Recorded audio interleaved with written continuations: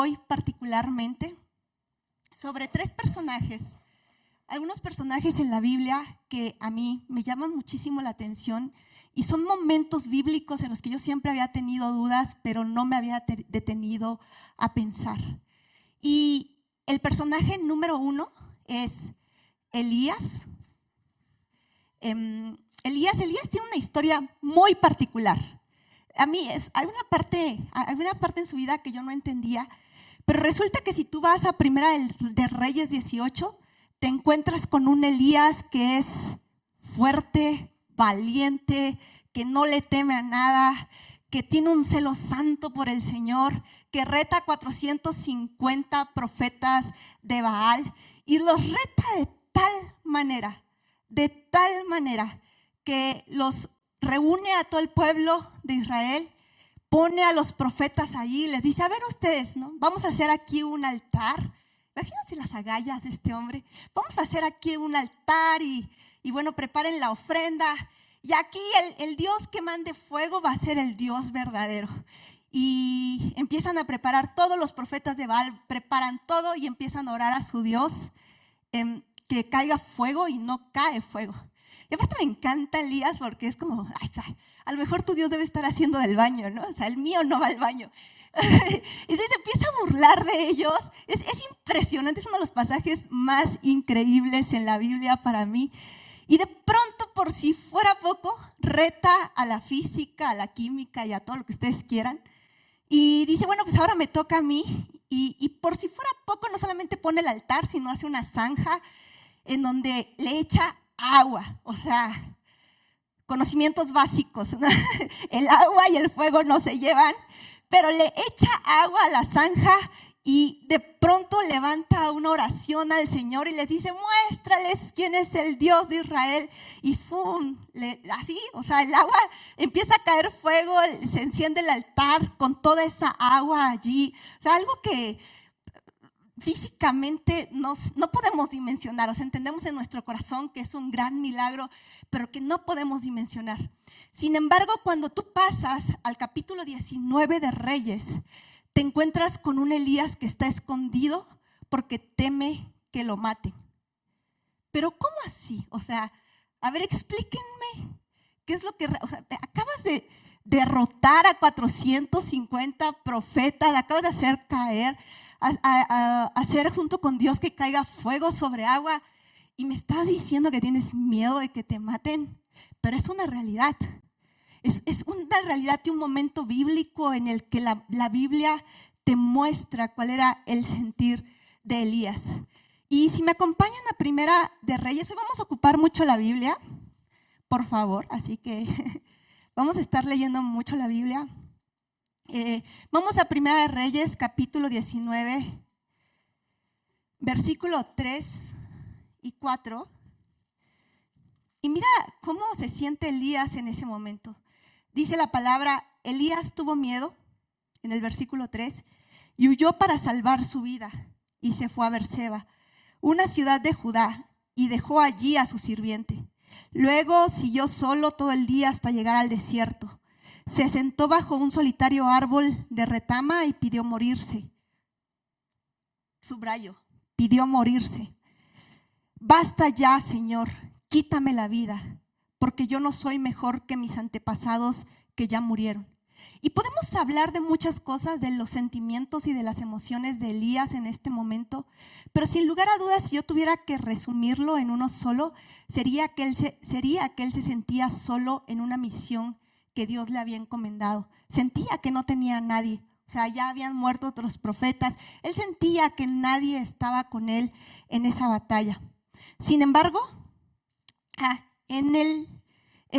y cuando nos vamos a unos versículos más adelante, viene una intervención increíble y maravillosa de Dios. Si nos vamos al versículo 10, y de hecho la NTV titula este párrafo como "El Señor le habla a Elías". En el versículo 10 le dice: entonces el Señor le dijo a Elías: ¿qué haces aquí, Elías? He servido con gran celo al Señor Dios Todopoderoso, respondió Elías. Pero él pero el pueblo de Israel ha roto su pacto contigo, derribó tus altares y mató a cada uno de tus profetas. Yo soy el único que queda con vida y ahora me buscan para matarme a mí también. Y en el versículo 11 el Señor le dijo: sal y ponte de pie delante de mí en la montaña. Mientras Elías estaba de pie allí, el Señor pasó y un viento fuerte e impetuoso azotó la montaña. La ráfaga fue tan tremenda que las rocas se aflojaron, pero el Señor no estaba en el viento. Después del viento hubo un terremoto, pero el Señor no estaba en el terremoto. Versículo 12. Pasado el terremoto hubo un incendio, pero el Señor no estaba en el incendio. Y después del incendio hubo un suave susurro. Cuando Elías lo oyó, se cubrió la cara con su manto, salió y se paró a la entrada de la cueva. Y entonces, al pasar ese momento, ese desierto en el que Elías estaba atravesando, vino una intervención genuina, completa de Dios. Si tú lees el pasaje, dice que hubo un momento en el que llegaron a alimentar a Elías y le dieron descanso, y lo volvieron a alimentar y le dieron descanso. Pero lo más importante de todo esto es que Elías se encuentra en un nuevo nivel de espiritual al escuchar el susurro de Dios. No un viento estruendoso, no un milagro grandioso, sino el susurro de Dios. ¿Y qué es lo que le manda a hacer? Dios le da una indicación a Elías en ese momento, y lo que le dice esencialmente es: unge a Eliseo. Y Elías obedece en ese encuentro que tuvo con Dios y ungió a una persona que tuvo un ministerio, profético. Yo creo que si podemos enlistar a alguien de todos estos milagros que hemos escuchado en Dios, todos esos milagros lo podemos encontrar en Eliseo. Dicen que la palabra dice que recibió doble porción del espíritu de Elías. Ya con eso les digo mucho. Sanó las aguas de Jericó, resucitó muertos al hijo de la tsunamita, purificó un guiso envenenado, sanó de lepra a Naamán, hizo flotar un hacha con hierro. Pura cosa aquí, ¿no? Que va en contra de la naturaleza humana. Es increíble, en una porción mucho más grande de Elías. ¿Y qué es lo que quiero decirte con esto? Es que precisamente esos momentos se vuelven una oportunidad en el que nosotros podemos tener un encuentro con el susurro, con la voz dulce de Dios, y en donde seguramente estarás recibiendo una indicación para catapultar generaciones que van a ir detrás de ti. El que tenga oídos para oír, que oiga. Otra historia que me llama mucho la atención es la historia de David. En un capítulo vemos a un David, ¿de cuántos años le calculamos cuando venció a Goliat? 16, dicen que entre 15, 19 por allí, pero exacto, 16. Jovencito. Alguien de aquí tiene, bueno, ya subieron los adolescentes, ¿verdad? Pero bueno, se imaginan si uno de nuestros adolescentes venciendo a un gigante con una piedrita, con una piedrita. Y eso es en un capítulo, pero debido a esta victoria que tuvo David contra el gigante, muchos empezaron a echarle flores a David, y hubo alguien que se levantó con envidia: el rey Saúl. No, de la que nos hablaba Rogelio es envidia santa, ¿no? En los anuncios le envían, no es cierto, Rogelio, es broma. No, pero se levantó con un celo, pero no un celo santo, sino un celo en contra de David, y empezó a perseguirlo. Y en verdad que cuando David sufrió esa persecución, de hecho dice la palabra que su mejor amigo era el hijo de Saúl, que es Jonatán. Y cuando David está en plena persecución, le es muy difícil hablar con su amigo. No hay una intimidad, no hay un acercamiento porque era el hijo de su enemigo, la persona que lo estaba matando. Y tenía muchos otros enemigos también, pero Particularmente, la palabra nos relata una historia muy interesante, que es cuando David se esconde en la cueva de Adulam. Y quiero que veamos el corazón de David en esa cueva.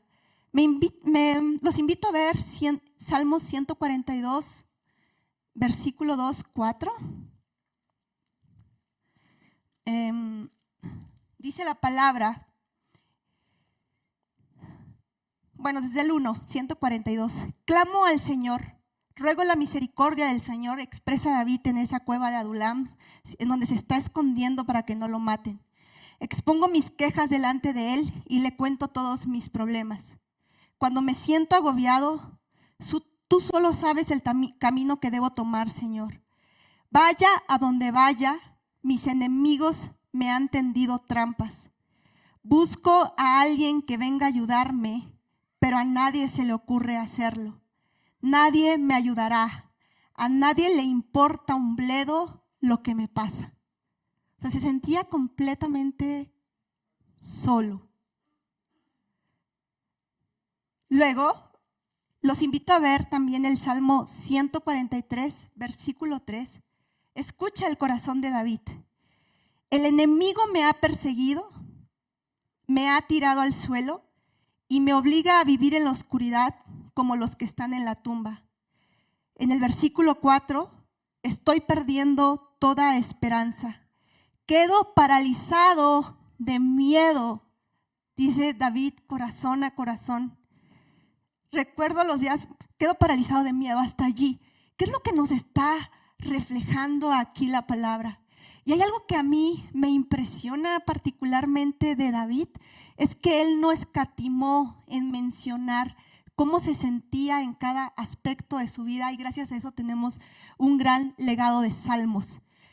Pero aún en medio de esta situación, viene una intervención divina de Dios, y dice la palabra en 1 Samuel capítulo 22, que estando ahí en la cueva, Dios hace una intervención maravillosa. Y vamos a leerlo tal cual en el versículo 1, capítulo 22, versículo 1 de 1 Samuel.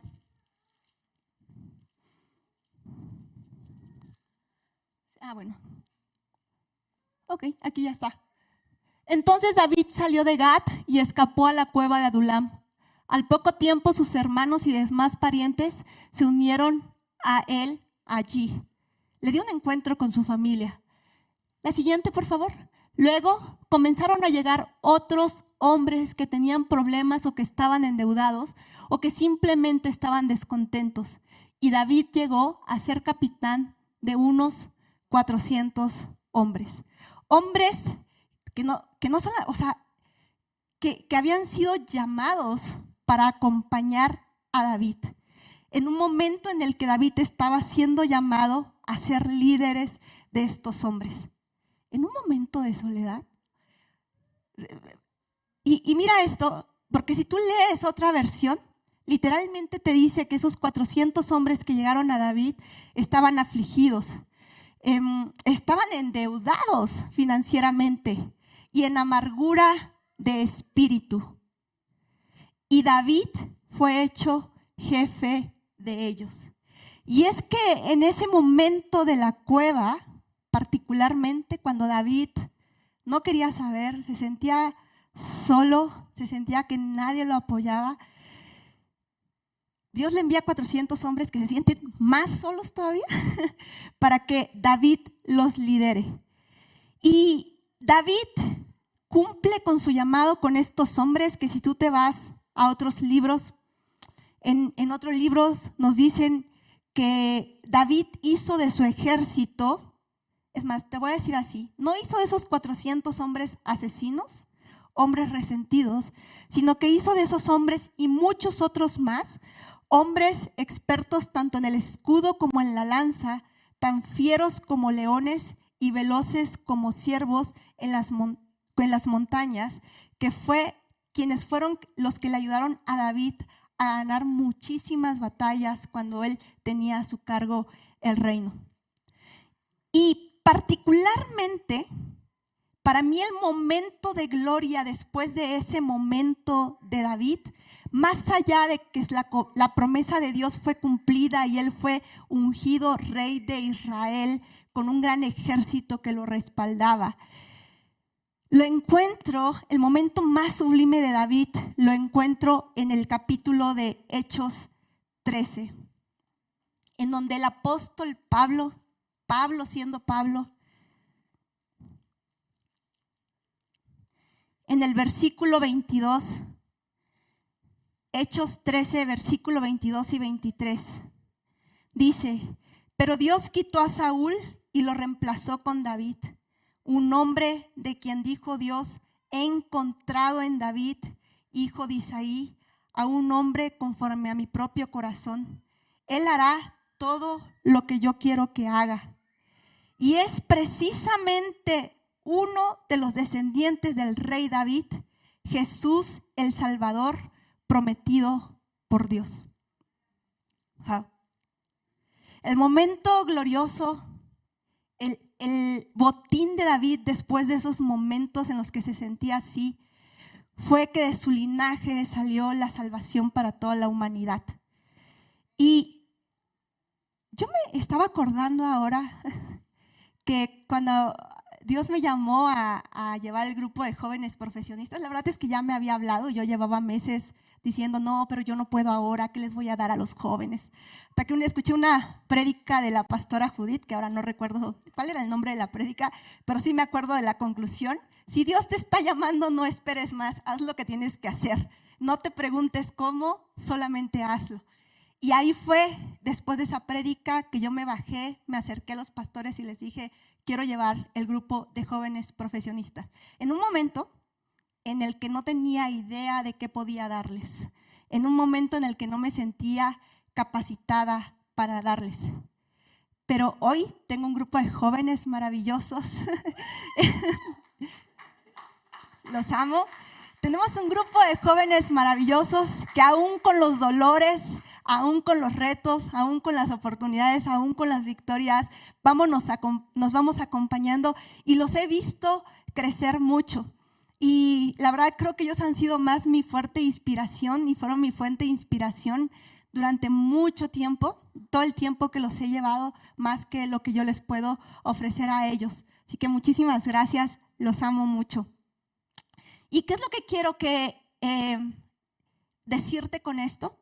Que justamente en esos momentos en los que Dios nos está formando, hay un momento de inflexión en el que Dios usa para desarrollar nuestro liderazgo, para catapultar a futuras generaciones, para tener un ejército, para dejarle a la humanidad un ejército de héroes de la fe que van a llevar tu legado y van a llevar ese botín que tú luchaste en la intimidad. Claro, y mira, una reflexión que quiero hacerte es que cuando el rey David era rey David, muchos querían estar con él. Pero cuando el rey David estaba en la cueva, hubo 400 hombres que quisieron estar con él. Muchos van a querer estar contigo cuando estés en los momentos de gloria. Pero cuando estés en la cueva y vas a descubrir quiénes son esas personas que te conectan corazón a corazón con Dios. Quiero contarte otra historia, que es la historia de Job. Capítulo 1, versículo 3, que nos dice quién es Job. Pero Job enfrenta un momento, diferentes circunstancias en donde lo pierde absolutamente todo. Podemos ir a Job, capítulo 7, versículo 16 y 17.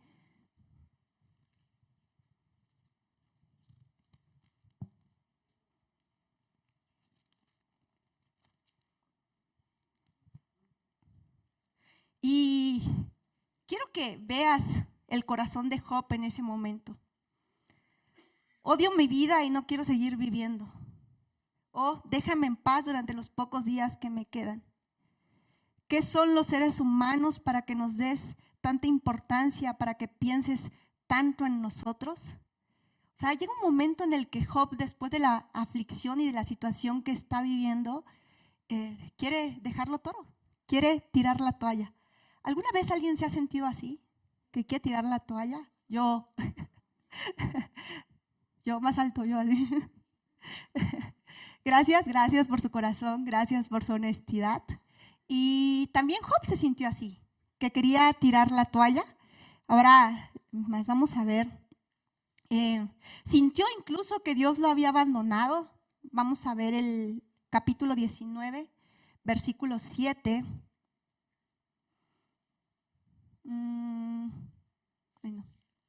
19, versículo 7. Yo clamo, socorro, pero nadie me responde. Protesto, pero no hay justicia. Dios ha cerrado mi camino para que no pueda moverme. Hundió mi senda en oscuridad. Me ha despojado del honor y ha quitado la corona de mi cabeza. Por todos lados me ha destruido y estoy acabado. O sea, llega un momento en el que Job hable su corazón y le dice, no creo que estés aquí. En serio, Dios, no creo que estés aquí. ¿Alguien se ha sentido así? Como que en medio de tu proceso Dios está silente. Yo levanto mis dos manos y mis dos pies. Yo. Pero llega un momento, o sea, Job abre su corazón. Y hay algo que me impresiona de lo que yo no me había dado cuenta. Cuando Dios hace una intervención divina, le habla cara a cara a Job. Y no le dice un versículo, no le dice un llamado, no le da una instrucción. Le dice el capítulo 38, 39, 40 y 41. Le dice y le dice y le dice a Job. ¡Wow! O sea, 4 capítulos, no una instrucción, un susurro, 4 capítulos en donde Dios le dice a Job y le dice, mira Job, siéntate. Te voy a ubicar cuál es mi soberanía. Voy a ubicar en ti cuál es mi poder. Voy a ubicar en ti quién es el todopoder. Pero siéntate y escúchame.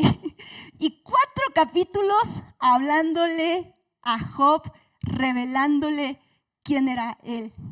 ¿Y cuál es la victoria que se lleva Job en esa historia? Dios le restituye el doble y vamos a ver literalmente lo que dice Job en el versículo capítulo 42, versículo 12. Así que el Señor bendijo a Job en la segunda mitad de su vida, aún más que al principio.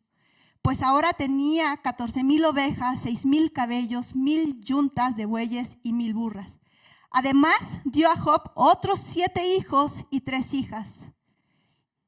Y en el versículo 16 dice, después de esto, Job vivió 140 años y pudo ver a 4 generaciones de sus hijos y nietos. Luego murió siendo muy anciano después de vivir una vida larga y plena. ¡Wow! Y lo que yo quiero compartirte hoy, amada familia, es que cada vez que estos hombres de Dios se sentían rechazados, derrotados, solos, fue un momento en el que Dios se manifestó con un gran poder para llevarlos a un nivel mayor de victoria y de propósito. La palabra soledad viene del latín esencialmente, del latín solus, que significa desierto, aislamiento, único, solo, aislado, estar separado de. Con lo cual, lo que quiero proponerte es que cuando nosotros enfrentamos estos momentos en los que estamos apartados, eso es un espacio santo de comunión con Dios para llevarte a un nivel mayor de gloria. Este espacio santo de comunión con Dios te va a traer una revelación de una dependencia de Dios. Particularmente Elías aprendió con esto que la fuerza de Dios no estaba en los milagros espectaculares ni maravillosos, sino en la voz apacible y dulce que te enamora de Dios. 2. El solus, o ese espacio santo de comunión con Dios, purifica tu corazón y te va a confrontar cara a cara contigo mismo para que te des cuenta en quién estás confiando. Y va a ser un momento en el que vas a tener que dejar de depender de las relaciones humanas para conectarte con el Todopoderoso y depositar tu plena confianza en el Dios, el único Dios que abre camino y que hace de toda situación un oro. 3. Estos espacios santos de comunión con Dios es un entrenamiento para una misión mucho más grande. Es un momento en el desierto para que te den la victoria, para que tú en el desierto unjas con poder, con esa revelación, con ese amor incondicional hacia Dios a las generaciones que van a llevar tu legado. El que tenga oídos para oír, que oiga. De hecho, Lucas 4, vamos a ver Lucas 4. ¿Alguien se acuerda de qué es ese capítulo?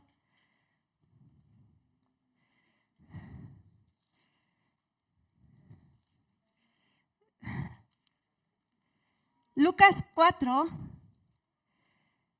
versículos 1, 2. Tentación de Jesús en el desierto.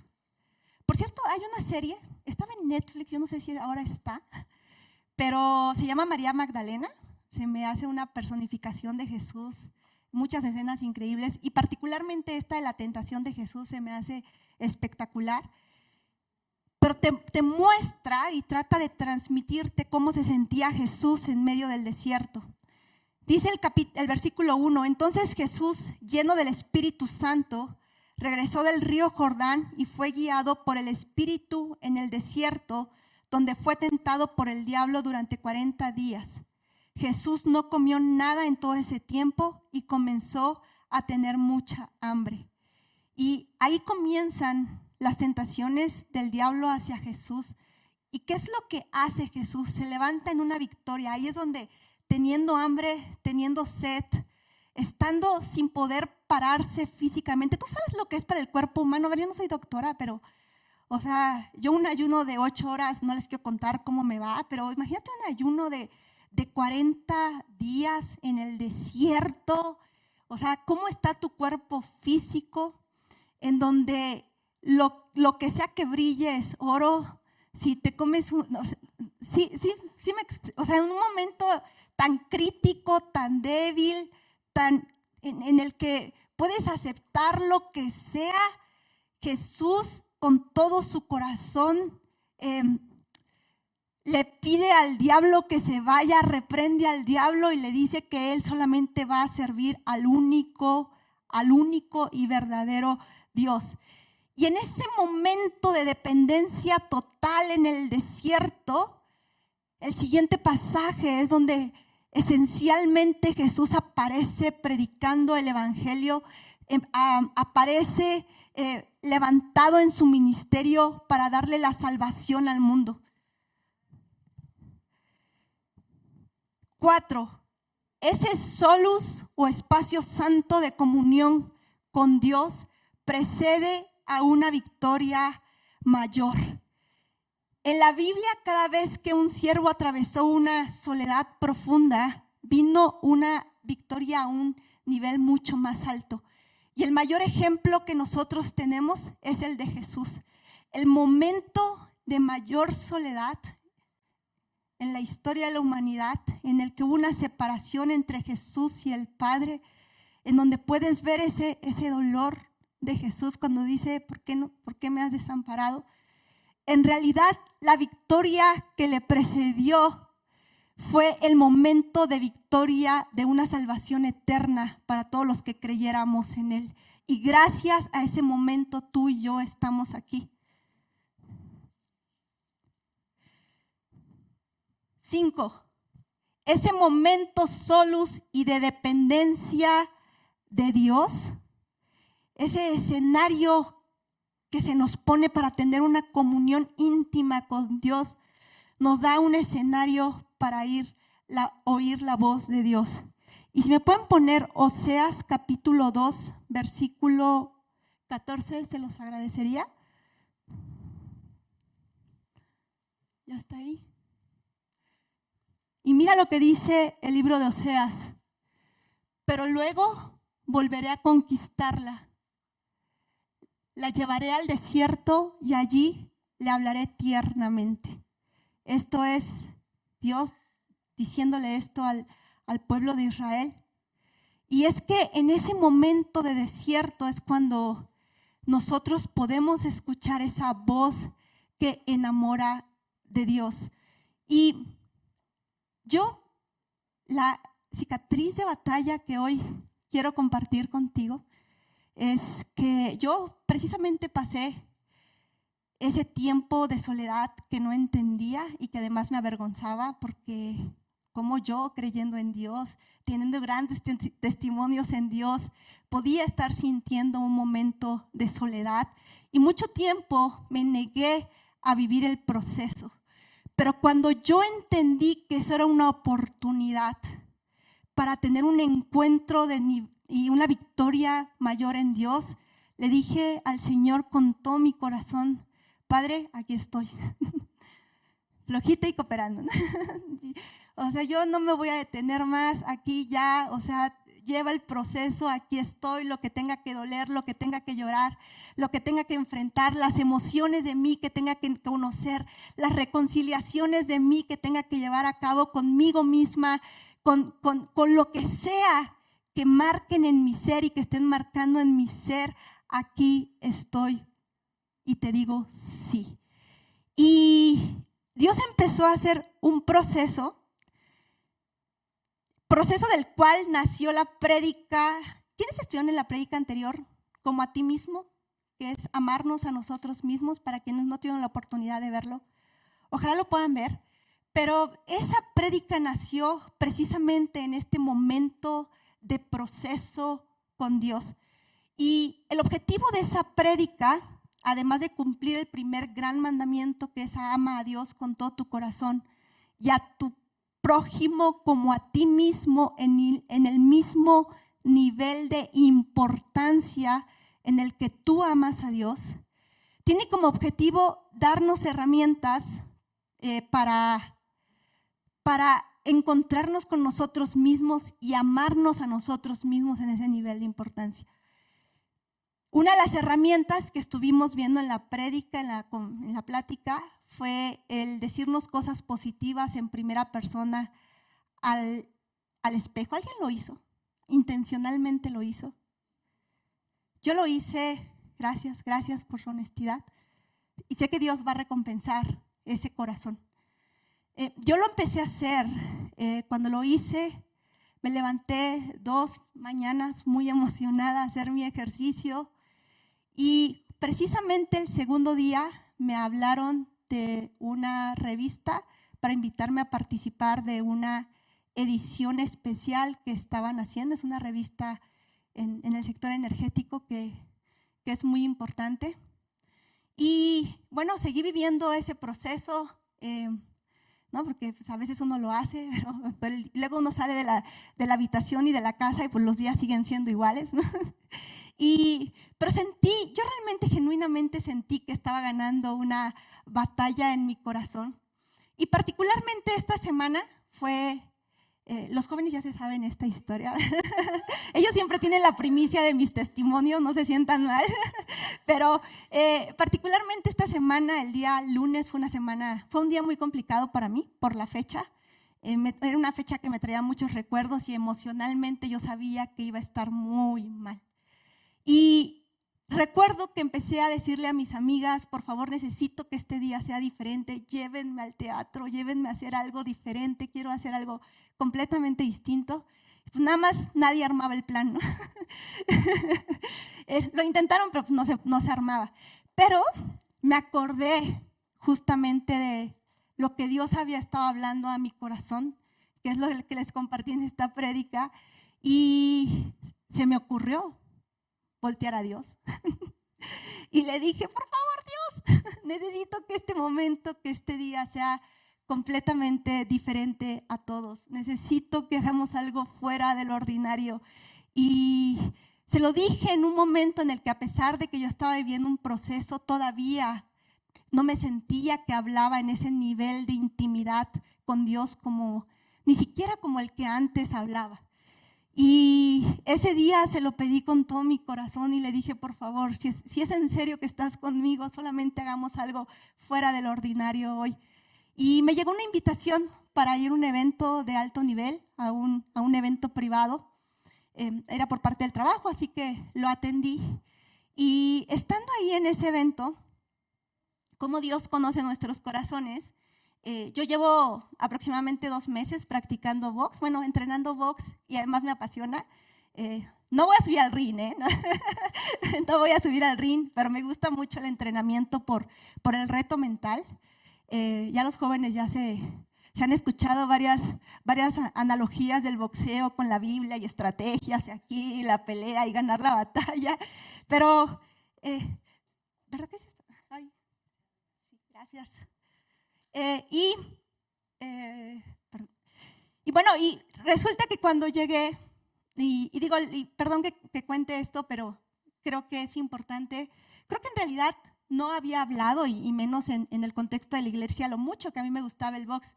Y me gustaba mucho porque eso es algo que me conecta con mi papá. Con mis papás, con mi papá particularmente, pero cuando yo quiero pasar un momento con mi papá de calidad de tiempo, lo hacemos viendo box, hablando del boxeo. O sea, yo no sé mucho, pero él me cuenta mucho, a él le apasiona mucho, así que lo pasamos hablando. Y bueno, en ese evento estuvo como invitado uno de los invitados especiales, el campeón mundial Julio César Chávez. Y solamente Dios sabía lo importante que había sido en mi niñez esas historias de Julio César Chávez en mi familia. Y entonces ahí sentí que Dios me estaba enamorando, me estaba diciendo, mira, yo conozco hasta lo más íntimo de tu corazón. Y no vino en un milagro estruendoso, y no vino en un milagro grandioso, vino simplemente como con Elías, en un susurro que enamora. Hay una canción que ahora me gusta mucho y que siempre he dicho que ahora es mi canción favorita, que se llama Regalo de Dios. Pero cuando yo estaba en la cena, sin pensarlo, sin pedirlo, empezó a sonar la canción, y cuando escuché era el intérprete original de la canción, y sentía que Dios me estaba diciendo, yo conozco hasta lo más íntimo de tu corazón, y sentía que Dios me estaba enamorando. Y descubrí y recordé que en mis momentos, en mis primeros encuentros con Dios, que cuando yo no tenía nada que decirle, que cuando yo no sabía cómo pedirle, había una oración que durante muchos años estuvo siendo cimiento de mis noches y de mis madrugadas de intimidad, y esa oración era, Señor, enamórame, conquista mi corazón, enamórame, conquista mi corazón. Y volví a recordar esos momentos de intimidad en donde yo cara a cara, llorando en las madrugadas, a las 5 de la mañana le decía, Señor, hoy lo único que te pido es enamórame, conquista mi corazón. Y estando en ese evento, particularmente me llevé la sorpresa que, si nos pueden poner la foto de la revista, por favor, que fui reconocida en una revista del sector energético que es importante, como una de las mujeres, una de las 50 mujeres que inspiran valor. Y bueno, en esta primer portada está la secretaria de Energía, Luz Helena González. Al lado está la diputada, presidenta de la Comisión de Energía de la Cámara de Diputados, Isis Abreu. Si pasamos a la siguiente.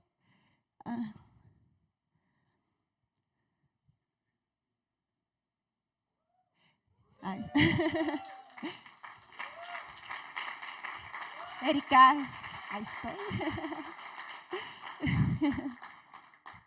Y si pasamos a la siguiente, igual. Ahí está mi testimonio.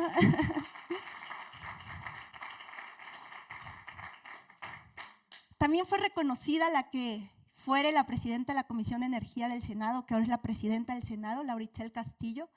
Y bueno, la verdad es que para mí fue una gran sorpresa, un gran honor, y que además me lo diera en el momento en el que yo sentía que en verdad necesitaba un susurro de él.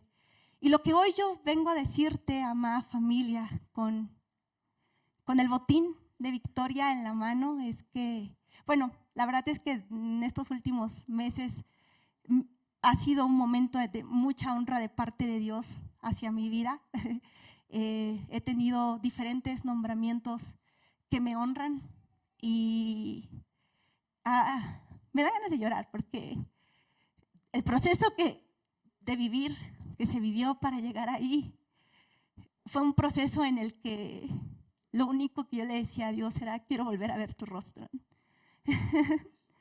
Y creo que en esos momentos en el que tú no sabes, no sé cuál sea el desierto que tú estés pasando, y si me ayuda el grupo de la alabanza, yo no sé cuál sea el desierto que tú estés pasando, pero seguramente te sientes así, como que hay un silencio, y lo único que te puedo asegurar es que si tú enfocas este momento y este desierto y este solus como una oportunidad para tener un espacio santo de comunión con Dios, va a haber impacto generacional. Va a haber un legado que va a ser transmitido, va a haber un legado tuyo que va a ser contado. Y así como Elías, los grandes héroes de la fe no tienen miedo de compartir esas batallas que han vivido en la intimidad, porque lo que decimos es: si a mí lo que me costó años, a ti te puede costar días. Si a mí lo que me costó meses, a ti te puede costar días. Súbete a mis hombros y ten una doble porción, pero ten un encuentro con Dios. Súbete a nuestros hombros, pero no desmayes. Y a lo mejor no tienes voz que decir, a lo mejor no sabes ni siquiera cómo orar, no sabes cómo expresar tu dolor. Lo único que puedes decirle es: enamórame, Señor. Y no en un milagro sobrenatural que haga caer fuego sobre el agua, solamente en un susurro que me dé la convicción de que tú conoces lo más íntimo de mis entrañas, que tú conoces cada célula, cada átomo de mi ser, que esas historias que no le he contado a nadie, pero que fueron importantes para mí, que tú las tienes escritas en tu corazón.